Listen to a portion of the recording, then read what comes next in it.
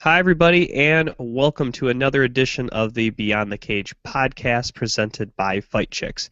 I am your host, Jim Graham. Alongside me is my co-host, The Juice, Dave Sadler, and we are doing something special for this week's show. It's not going to be a normal show. In case you missed my little update video, we had a little bit of a snafu with the live video footage, but to kind of recap what we did talk about, we like the fact Conor McGregor wants another fight before getting a title shot. We like that because we think he should have a fight regardless, but it's nice that he likes that he could take another fight.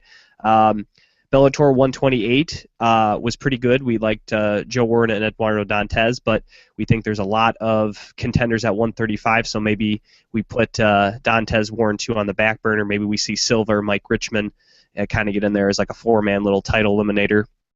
Michael Page fight was not very good, but still a bright prospect for Bellator. Bellator 129 we talked about, not a great card, so don't worry about that one. And I don't think that a lot of people will be watching that one. And then we also sent our congratulations and thanks to the winners of RFA 19. We got to interview 5 fighters from the card. They went 2 and 3. 2 guys won. Dan Moret and Marvin Blummer were able to win. And we were talking about Marvin Blummer probably had the fight of the night against Junior Moranjo, the man known as the Terminator. So if you get a chance, try to find that Blummer Moranjo fight if you get a chance. That was a very excellent fight. And again, thanks to Jeremy at SEG for hooking us up with all those great interviews for RFA 19. We really appreciate it. So that in a nutshell is kind of what we talked about. But with the snafu, we had this going. We were thinking about throwing it next week, but with this kind of happening, we decided, hey, let's throw our 30 under 30 list right now. So when you're watching the video, there will be a link to our Facebook page where we posted the 30 under 30 list, and it'll also show our previous list from 2012 and 2013. So this is the third year we have been doing the 30 under 30 list. And for those of you wondering, it is just male fighters.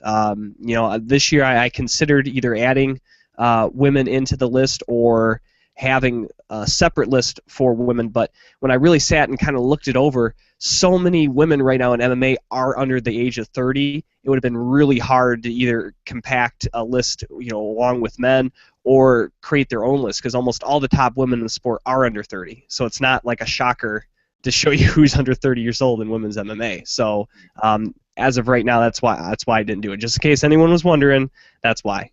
So we just stuck it to the fellas for this year's list. And just looking over, Dave, before we even get looking over the list, this is the third year we've done the list. This is the most we've had to take off the list, either due to age or other extenuating circumstances, as we had 1, 2, 3, 4, 5, 6, 7, 8, 9, 10, 11, 12, 13, 14 people had to be dropped from the list this year. That's almost half the list. So that means there will be 14 new members to the 30 under 30 list. So pretty crazy year, I guess. So many people turning 30.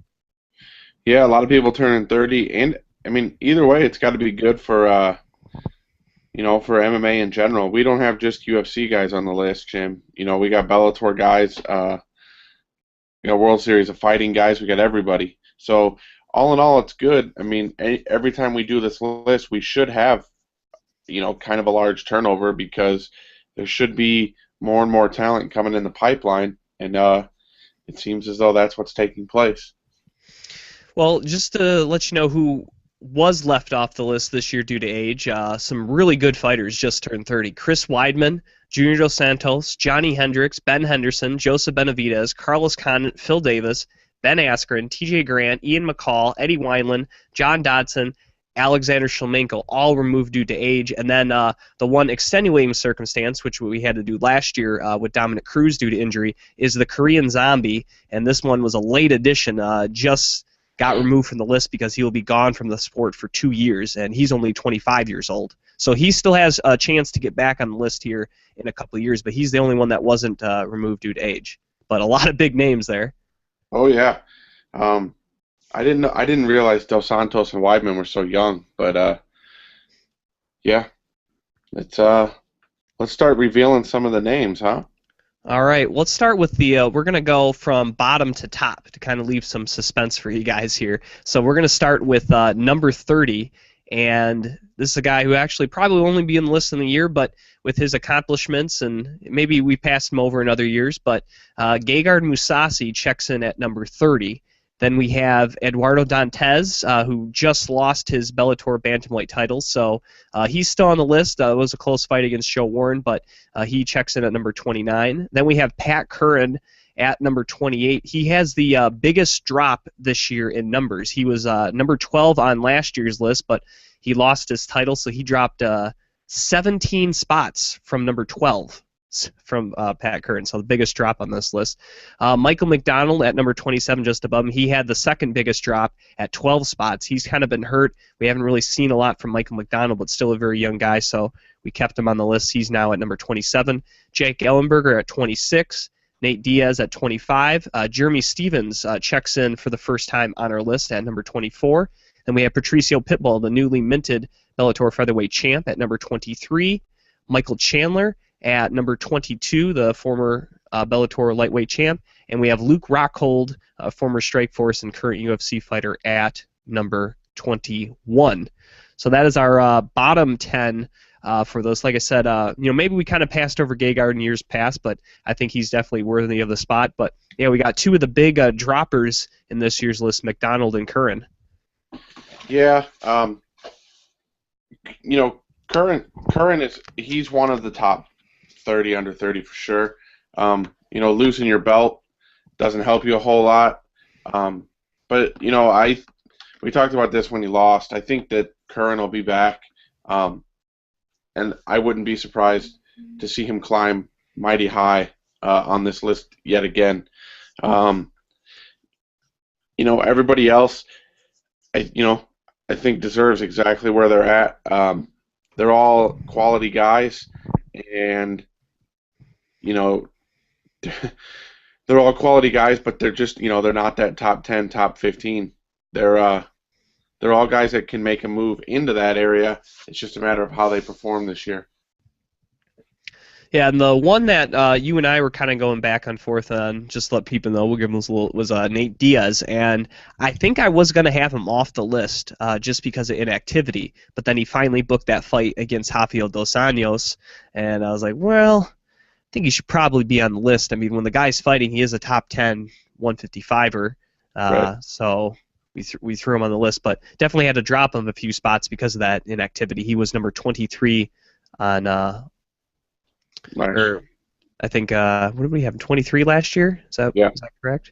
Yeah. So he ended up he dropped 3 spots down to, or 2 spots rather, to number 25. So yeah, that is our bottom. And Luke Rockhold, he didn't really move. He moved up +1, was 22 last year, but he's been good, but that the loss to Vitor was pretty shocking. And maybe if we did this list after his fight against Bisping, it may change slightly. But I don't think that much. Just because he was the Strikeforce middleweight champ and he has beaten some top guys, still has a lot of potential, I think, in this division. So he kind of just stays right where he's at for now. All right, let's do 20 through number 11 here. Starting at number 20, we have Tarek Safadine. At 19, Bobby Green. At number 18, Miles Jury. At number 17, Dennis Bermudez. At number 16, our first ever World Series of Fighting guy to be on this list, Marlon Moraes. At number 15, Will Brooks. 14, Rafael dos Anjos. 13, Conor McGregor. 12, Habib Nurmagomedov. And at number 11, Cub Swanson. And looking over the next set of 10 there, a lot of first-timers. The only one that I named that wasn't a first-timer was Cub Swanson. And he was on the list last year at number 19, so he moved up 8 spots, and that ties him for the biggest jump on this year's list. And a lot of newcomers, this is kind of where they all checked in. It was kind of a little hard to differentiate some of these guys from each other because they were first on the list. They're all right around that same range, the mid to the lower level, mid to the lower end of the top 10 within their division. They're all young, they're all on winning streaks. That was kind of hard to differentiate some of those guys there, but McGregor maybe got a little higher because of the hype. and also he might be getting a title shot sooner than some of these guys, so we kind of throw him in higher. And then we put Dos Anjos right after there. Habib's ahead of Conor because Habib's undefeated in his career. So far, no one's come close to beating him, so he gets just ahead of McGregor. And obviously, Swanson's probably one fight away from getting a title shot, and was on the list last year. He moves up, and then like I said, it's kind of you can kind of jumble it up all there. Safadine, Green, Jury, Bermudez, and I feel like we definitely had to throw Marlon Moraes on there. I know maybe he hasn't fought the best competition in World Series of Fighting, but he has been fairly dominant, and I think they talked about Eddie Alvarez maybe being the best fighter outside the UFC. Well, I think Marlon Moraes maybe now has that claim. He might be the best fighter not signed to the UFC, and definitely had to be somewhere on this list. Yeah, absolutely. This is a good group. A lot, just like you said, Jim. There's a lot of guys that, you can make an argument that Miles Jury doesn't need to be 18. He needs to be closer to 12 or 13. But who do you remove? Miles Jury's on a killer streak right now. We talked about yesterday, for those that watched the show, about he used to be not on the Ultimate Fighter. He had injury, and then now he's back and on a killer winning streak, and there's a lot of good guys in this group. Like I said, I wouldn't be surprised next year if Jury, Bermudez, Brooks, if those guys are top 10. It's very possible that those guys move up that far, and of course, Cub, Nurmagomedov, Conor, Dos Anjos, all those guys are right there for title shots. So yeah. It's a good time to be young and in the UFC, I guess. Absolutely, and yeah, we got a whole bunch of first-timers in that group, and that's where most of them showed up, was kind of right there in that 20 to 11 range. And we're gonna save the suspense even more here, as we're gonna do 10 through 5 or 10 through 6, and then reveal the top 5. So bear with us. All right, at number 10, Rory McDonald. At number 9, Chad Mendes. At number 8, Alexander Gustafsson. At number 7, making his return to the list after a year absence, Mr. Dominic Cruz. And at number 6, Renan Barão. That is our bottom half of the top 10 there. And Rory McDonald, we just talked about Cub Swanson.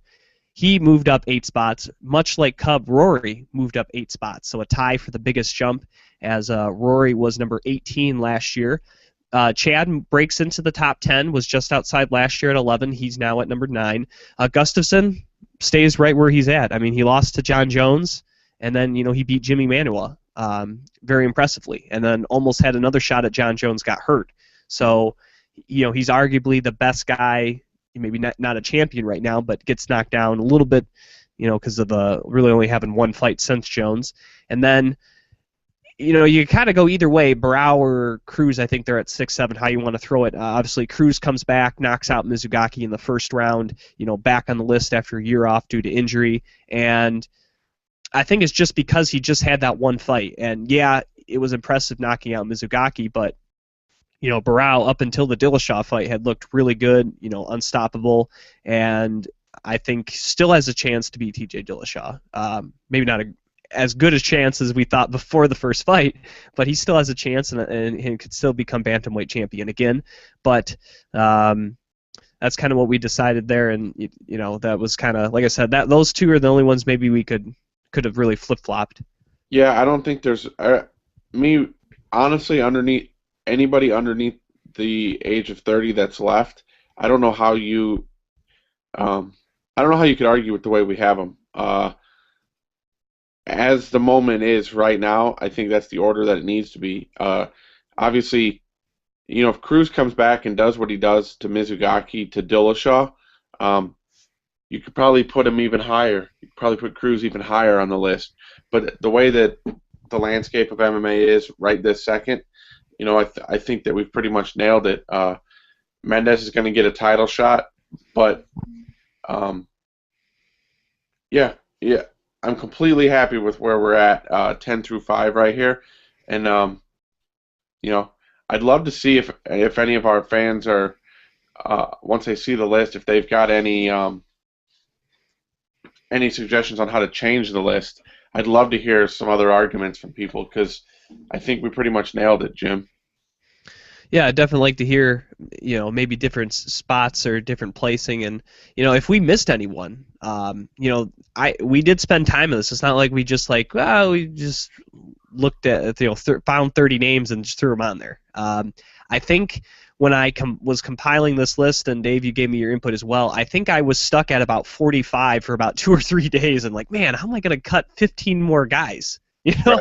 It was really hard, and I was like, all right, well, I'm going to cut these guys, and because obviously the first thing I do is remove the age, and then I had to cut all the other contenders, and yeah, it was just something we just threw together and just here it is. We definitely worked at this, so yeah, I like the placing, and here's the top five. Everyone was kind of wondering who made it in the top five, and I think this one's maybe the most intriguing, and I guess you could say arguably that he made the biggest jump this year on the list, but he technically wasn't on the list last year, so he didn't jump higher. But that's T.J. Dillashaw. He checks in for the first time on this list at number 5, which is incredible, considering that we had him off the list last year. Most people weren't even really thinking about T.J. Dillashaw, a guy who was runner-up on The Ultimate Fighter, and here we are a year later doing this list. He's the bantamweight champion, and he's won 2 championship fights, and now he's at number 5, which is incredible. So he checks in at number 5. Then we have Anthony Pettis just ahead of him at number 4. We also have Jose Aldo at number 3. He drops a spot. We had him at number 2, and we moved up Mighty Mouse ahead of him.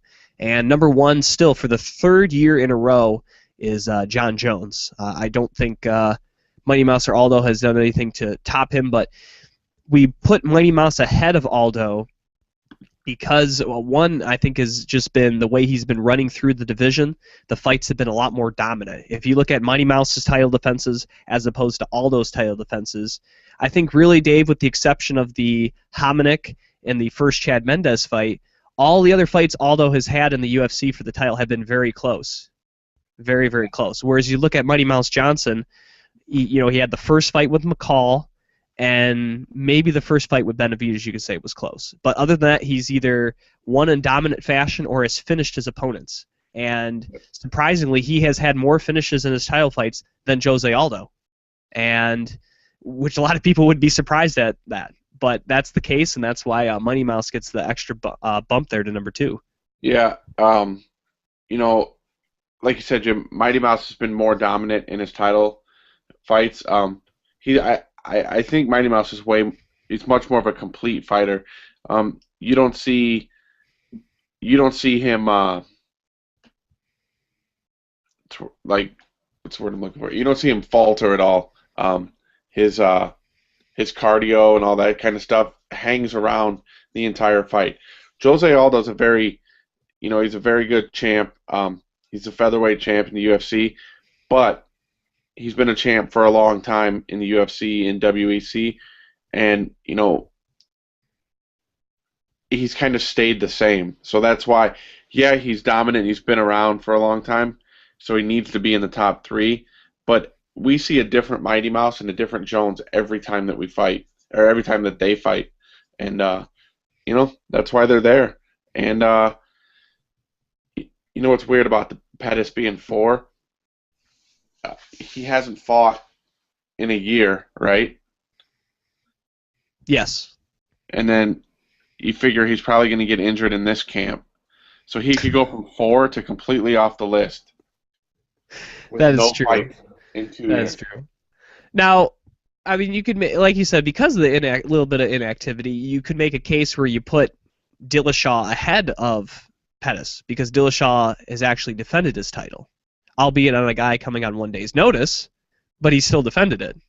Pettis so far has not defended his title, but I think a little bit, what we said with the Conor McGregor, a little bit of the hype. I think Anthony Pettis maybe a little more known, a little more hype, a little more notoriety around him maybe than T.J. Dillashaw, and talking about one spot here, trading back and forth, and it would be nice, and maybe it's just because Dillashaw, yeah, don't get me wrong, he beat Joe Soto, dominated him, finished him in that 5th round, but it would have been nice had that Ben Barao or Cruz or Sun Xiao, somebody, not to take away anything from Joe Soto. I mean, he did the best he could on a day's notice to take a 5-round fight, but it would have been nice had that been against someone in the top 10, and then you could definitely stake his claim to being number 4. Absolutely. Hey, side note, if you're in the Chicagoland area, Anthony Pettis is going around to mobile PCS stores signing autographs today, right now. You should definitely get on that then, if you're in the area. We already have some Pettis stuff, though. That's true. And I already have some Pettis stuff, so I don't need to send you out to get me more. Right. Some would say I have too much Pettis stuff, but I don't know if that's an actual thing. But that's okay. And anything else? So, all right, that's our 30 under 30 list again. It's on our Facebook page, YouTube.com, Facebook.com/Beyond the Cage Podcast. Like it. Check out the note. You can comment on it. You can share it. You can like it. You can favorite it. You can tweet it. Whatever you Instagram it. I don't know. What's that? Score, that new thing, Score I'm on. You can score it. I think would that be the verb for it? I don't know. You can do whatever you want with it. There you go. Put it on LinkedIn. I don't know. Whatever the kids are doing these days. Is Friendster still a thing, Dave? MySpace? I think that is a thing, but not. It's more towards music, I think, now. I don't know. Anyway, so you can do whatever you want. And again, you're watching on YouTube, so please subscribe to our channel, youtube.com/Beyond the Cage Podcast. And next week's show, got a great show coming up for you. Tim Gorman will be on the show, UFC fighter. He'll be making his 2nd UFC fight coming up in November 8th down in Brazil. So we're going to have him on the show. We're also working on an interview with Luke Zackridge, who will be fighting coming up here in November for the UFC, and also the Hulk, Solo Palele. We're working on an interview with him coming up. He'll be fighting on November 8th as well, but he'll be fighting on the Australia card. So got a lot of interviews lined up for you. And, of course, we'll pick UFC 179 next week.